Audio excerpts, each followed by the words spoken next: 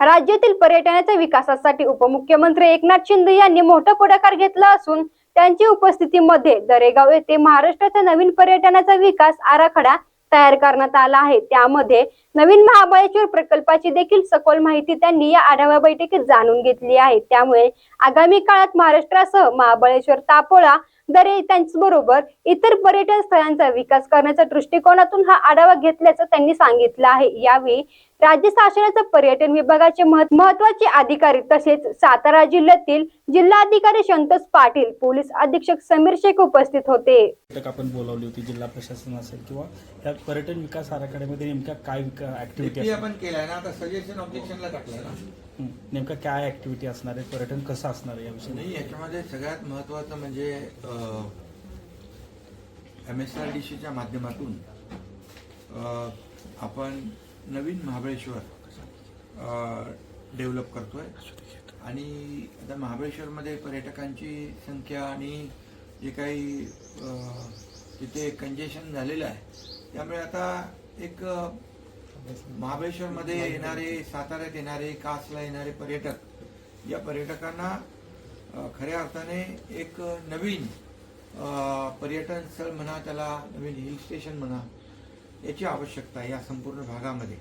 आणि म्हणून 4 तालुक्यांमध्ये हे आपण 235 गावाचा एक DP तयार केलेला आहे। आणि आणखी हे आता सगळं कामाचं प्रगती पाहता 295 गावांनी आणखी याच्यामध्ये मागणी केलेली आहे की या MSRDC करत असलेल्या DP मध्ये आणखी आमचाही समावेश करावा आणि या नवीन महाबळेश्वरमध्ये आमच्या गावांचा समावेश केला तर या भागातला गावांचा विकास होईल आणि ग्रामस्थांचा फायदा होईल। आणि त्यामुळे हा DP आता हे केलेला आहे, आपण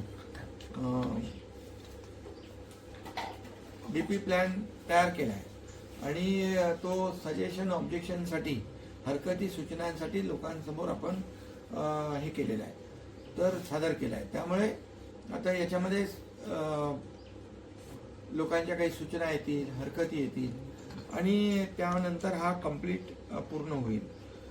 खरं म्हणजे या संपूर्ण परिसरामध्ये मोठ्या प्रमाणावर टुरिस्ट येऊ शकतील, पण त्याप्रमाणे आपल्याला हे हिल स्टेशन डेव्हलप करणं ही काळाची गरज आहे। म्हणून यामध्ये स्थानिक गावं आहेत, त्यामध्ये धार्मिक स्थळं आहेत, त्यांचं पुनर्जीवन करणं, आपले किल्ले आहेत, प्राचीन मंदिरं आहेत, मोठा आता 80-90 किलोमीटरचं बॅकवॉटर आहे, सह्याद्रीच्या रांगा आहेत आणि पूर्ण निसर्गाने भरलेला हा सगळा परिसर आहे। इथे औषधी वनस्पती आहेत आणि मोठ्या प्रमाणावर इथं आपण जर आणखी सुविधा दिल्या, कनेक्टिव्हिटी दिली तर याच्यामध्ये मोठ्या प्रमाणावर पर्यटक येतील आणि स्थानिकांना रोजगार मिळेल आणि या भागाचा संपूर्ण विकास होईल।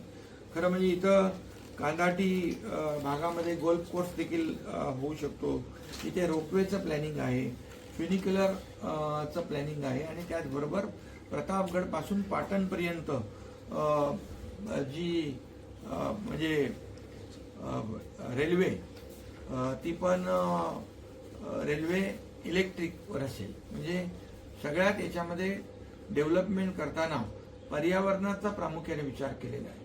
पर्यावरणाचा कुठेही ऱ्हास होणार नाही, उलट पर्यावरणामध्ये अधिक आपल्याला भर घालता येईल, निसर्गामध्ये आणखी आपल्याला भर घालता येईल, अशा प्रकारचं आपण या ठिकाणी हे हिल स्टेशन जे आहे नवीन महाबळेश्वर करण्याचा प्रयत्न करतोय। यामध्ये टुरिस्ट ग्रोथ सेंटर असेल, डिझास्टर मॅनेजमेंट सेंटर आहे, कौशल्य विकास केंद्र आहे।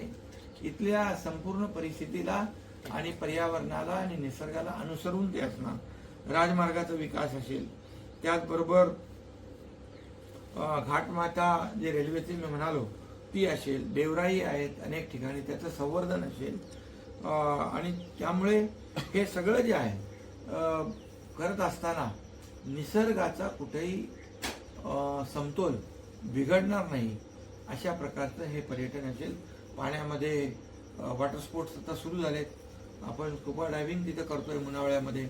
या संपूर्ण याच्यामध्ये नवीन चांगल्या प्रकारच्या इलेक्ट्रिक बोटी असतील, EV, आणि त्यामुळे प्रदूषण होणार नाही।